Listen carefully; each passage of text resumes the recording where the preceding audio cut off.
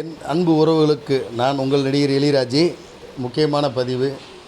மனிதனாக பிறந்து மனிதனாக இறப்பு என்பது வரைக்கும் மனிதன் ஏன் பிறந்தோம், எதுக்கு பிறந்தோம், எப்படி இருக்க போகிறோம், எப்படி இருக்கக்கூடாது என்பது முக்கியமல்ல.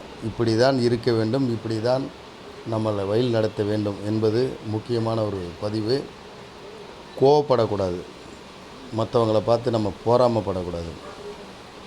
நமக்கு நம்ம உண்மையாக இருந்தால் போதும். மற்றவர்கள் என்ன அதை சொன்னார்கள், இதை இவர் சொல்வார்கள், அதை செய்வார்கள், இதை செய்வார்கள் என்பதை மறந்துவிட்டு ஒவ்வொரு மனிதனும் நம்மிடம் இருக்கா, நமக்கு அளவோடு இருக்கா, அது போதும் என்று நினைத்து மற்றவர்களுக்கு இல்லாதவர்களுக்கு அதை பங்கிட்டு கொடுங்கள்.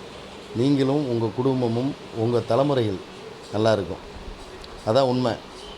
நீ ஒருவருக்கு ஒரு பசி அப்படின்னு கேட்கும்போது ஒரு வேளை சாப்பாடு வாங்கி கொடுக்குறீங்களே, அது 1 கோடி புண்ணியத்தை சேருமா. ஒரு வேளை சாப்பாடு. நீ 1 கோடி ரூபா வீடு வச்சுருந்தாலும் சரி, 1 லட்ச ரூபா வீடு வச்சுருந்தாலும் சரி, இந்த ஒரு ஜான் வயிறு தான். எவ்வளோ பணம், எவ்வளோ நகை நட்டு, எவ்வளோ சொத்து பத்து எல்லாம் இருந்தாலும் இந்த ஒரு ஜான் வயிறு தான்.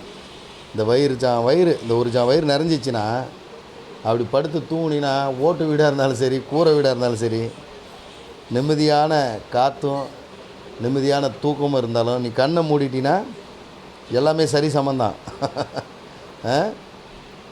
நம்ம நினைப்போம் அவர் காரில் போகிறாரு, இவர் பங்களாவில் இருக்கார், இங்கே இருக்கார், அப்படி பைக்கில் போகிறாருன்னு. அதெல்லாம் கிடையாது.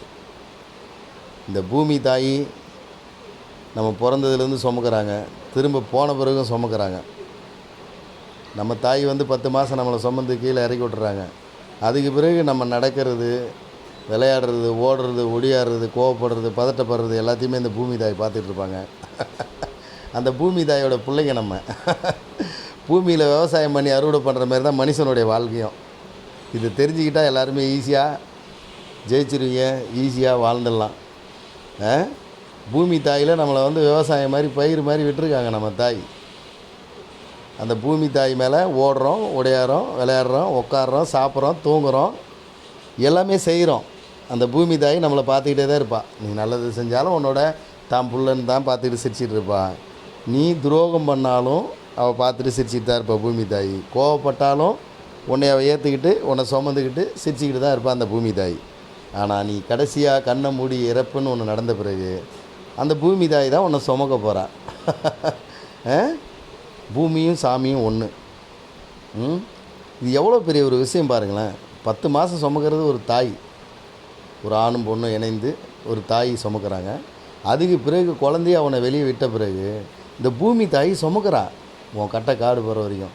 அதுக்கு பிறகு சுமக்கிறது அந்த பூமி தாய் தான்.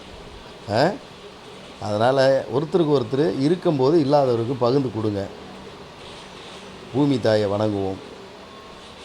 நம்ம நினைப்போம் காட்டில் இருக்க மிருகம்லாம் 5 அறிவோடு எவ்வளோ அழகாக இருக்குது பாரு, அது பாசமாக இருக்குது, இது பாசமாக இருக்குன்னு. அங்கே போய் பார்த்தா தான் தெரியும். அதோட அது பெரிய மிருகங்கள், அது மேலே போட்டு அடி போறாமையில் அடிக்கிறது, கொல்றது, பிடிச்சி சாப்பிட்றது அப்படின்னு. இங்கே மனிதர்களும் அப்படி தான். நீ பெரியாள் நான் பெரியாள்னு சொல்லி அவங்களுக்கு கீழே இருக்கிறவங்கள எதாவது குறை சொல்கிறது, இவங்களுக்கு கீழே இருக்கிறவங்கள எதாவது குறை சொல்கிறது, இது எதுவுமே நிரந்தரம் இல்லை. இது எல்லாத்தையும் பார்த்துட்டு ஒரே தாய் பூமி தாய். ஒருத்தருக்கு ஒருத்தர் கோவப்படக்கூடாது, போட்டி போகாமல் இருக்கக்கூடாது. ஒவ்வொருத்தரும் நமக்கு கை கால் நல்லா இருக்கா, கண்ணு தெரியுதா, காது கேட்குதா, இதுவே அந்த இறைவன் கொடுத்த காட் கிஃப்ட். அதனால் நீங்கள் நிரந்தரமாக இதை நல்லது நம்ம கடவுள் பண்ணியிருக்காரு நினச்சிக்கிங்க. சந்தோஷம். எல்லோரும் நல்லா இருப்போம். இறைவன் நமக்கு துணை இருப்பார். பூமி தாய் நமக்கு எப்போவுமே துணை இருக்காங்க. வாழ்த்துக்கள். ரம்ஜான் நல்வாழ்த்துக்கள்.